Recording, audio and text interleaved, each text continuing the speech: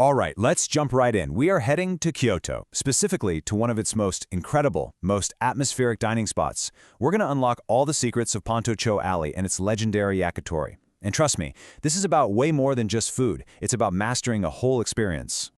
So picture this. You arrive in Pontocho and it is just beautiful. I mean, lanterns are glowing, you're surrounded by these traditional wooden buildings, there's this amazing buzz in the air. But it's also kind of overwhelming, right? There are dozens of these tiny little restaurants all packed together. How in the world do you skip the tourist traps and find a meal that's actually, incredible? Well, that's exactly what we're here to figure out. So what even is Pontocho? Just imagine this super narrow 500-meter-long lane that runs right alongside the Kamagawa River. During the day, it's pretty quiet, but as soon as the sun goes down, it completely transforms. The paper lanterns flicker on, and all these traditional wooden houses, they're called machiya. They open up their doors and reveal some of the absolute best yakitori joints in the whole city. Now, I know what you might be thinking. It's just grilled chicken on a stick, right? But no. In Pontocho, it's a genuine craft. And the thing that separates these masters from just your average backyard grill, it's one crucial, almost invisible element that honestly changes everything. And this is it. It's called binchotan charcoal. This stuff is just fascinating. Binchotan is so dense that it burns incredibly hot and super clean. There's basically no smoke, so you don't get any of that bitter, ashy taste on your food. What you get instead is this intense, direct heat that gives the chicken skin this perfect, crispy, caramelized outside while keeping all the juices sealed inside. It's their secret weapon for sure.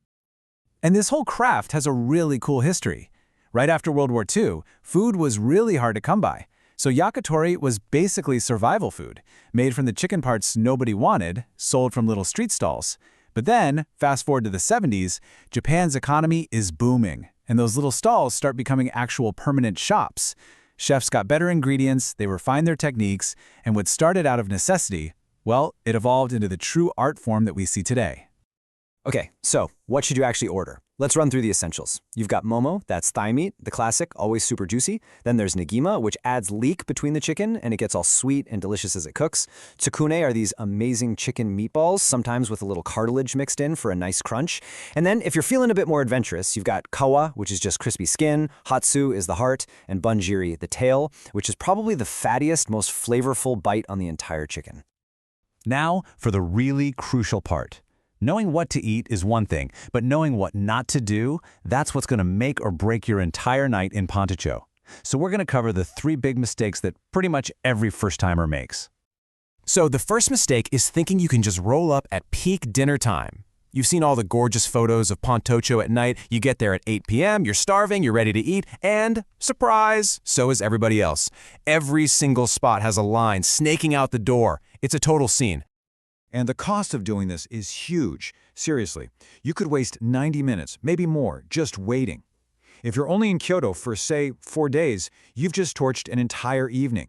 That's a quarter of your special dinners, just gone, spent standing in a crowded alley instead of actually eating. So the solution here is really simple. You just have to go early. The chefs get those binchotan grills fired up around 5 p.m. If you show up between 5:30 and 6, you'll probably just walk right in, get a great seat at the counter, and you'll have the chef's full attention before all the chaos really begins. All right, mistake number 2. You've found a spot. You've ordered. The meal was amazing. And then you go to pay and you pull out your credit card. Uh-oh. A lot of these little traditional shops, they're cash only. For them, credit card fees are a real expense, so they just don't bother. And this leads to that super awkward moment that nobody wants. The awkward conversation, the staff starts to get a little frustrated, and then you have to leave your friend or your partner there as collateral while you run to the nearest 7-Eleven to find an ATM. It just kills the vibe at the end of a great meal. The fix is just so easy. Before you even set foot in the alley, just stop at an ATM. Pulling out something like 15 to 20,000 yen will easily cover a great dinner and drinks for 2 people pretty much anywhere. That way, you can just relax and enjoy the night. And a third mistake, now this one's a little more subtle, but it completely undermines the entire reason you're eating yakitori in the first place. And that's ordering like 10 different skewers all at the same time because you're hungry and you're excited. The consequence is just tragic. Yakitori is meant to be eaten literally seconds after it comes off that binchotan grill. That's when the skin is crackling and the meat is piping hot. If you order a huge pile of it, by the time you get to that fifth skewer, it's lukewarm. The fat's gotten all weird. You're basically paying premium prices for something that's no better than what you could get at a convenience store.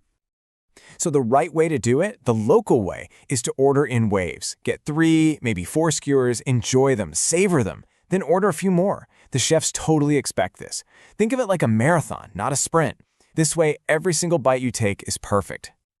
So, now that you know what to avoid, let's put together your perfect Pontocho playbook. This is how you walk in, sit down, and order like a total pro. Honestly, this is the single best piece of advice I can give you. Instead of trying to pick and choose everything yourself, just sit down and say omakase, which means chef's choice. They know what's best that day. They'll build a perfect meal for you, probably starting with cleaner flavors and then moving to richer cuts with that sweet and savory terrace sauce. It's a perfectly paced, curated experience. But where should you actually go? Okay, here are 3 fantastic options. If you want a really tiny, intimate spot, Yakitori Kazu is amazing, and you have to try their tsukune with cartilage. If you're feeling adventurous, Torito specializes in rare cuts, like aged bunjiri. And if you're with a bigger group or you want something besides chicken, Pontocho Robata has an awesome mixed grill and probably the creamiest chicken liver you'll ever taste. So what about drinks? Well, a nice cold beer like an Asahi or Kirin is the classic move. It's just perfect for cutting through all that richness. A highball is also a great choice. The whiskey really works well with the flavor from the grill. And if you're gonna go for sake, ask for something dry. The word is karakuchi. Oh, and just do yourself a favor, avoid wine. It really does not go well with the soy-based teriyaki sauce. Okay, so we've painted a pretty magical picture here, but before you run off to Pontocho, it's probably a good idea to do a quick reality check, just to make sure this whole experience is actually what you're looking for. Let's just be honest about the downsides. The alley is tight, so if you don't like crowds, this might be pretty stressful. It's also expensive. You're absolutely paying a premium for the atmosphere. The service is polite and efficient, but it can feel a little impersonal because the chefs are so intensely focused on the grill. And finally, this is not a family-friendly vibe. These are small, adult spaces built for drinking and dining. But here's the thing. You can just reframe all of that. Those aren't really flaws. You could say they're features of what makes Pontocho so unique. The crowded alley, the super-focused chef, the higher price. You know what? That's just the price of admission for a truly authentic Kyoto experience. So there you have it.